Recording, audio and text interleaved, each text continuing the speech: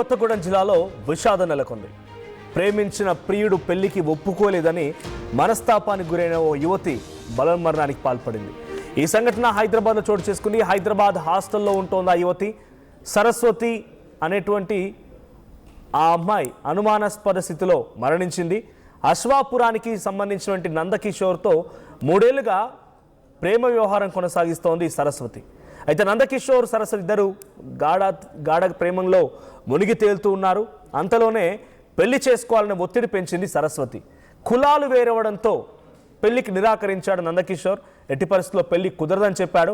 అయితే ఎన్నిసార్లు ఫోన్ చేసినా ఫోన్ లిఫ్ట్ చేయకపోవడంతో మనస్తాపానికి గురైనటువంటి ఆ అమ్మాయి బలవన్మరణానికి పాల్పడి మరణించింది. అనుమానాస్పద స్థితిలో మరణించిందన్నట్టుగా పోలీసులు చెప్తున్నారు ప్రస్తుతానికి. అయితే ఆ యువతి మరణానికి నందకిషోరే కారణమని చెప్పి ఆ యువతి బంధువులంతా ఇప్పుడు యువకుడి ఇంటి ముందు బైఠాయించారు. నందకిషోర్ని కఠినంగా శిక్షించాలని డిమాండ్ చేస్తున్నారు.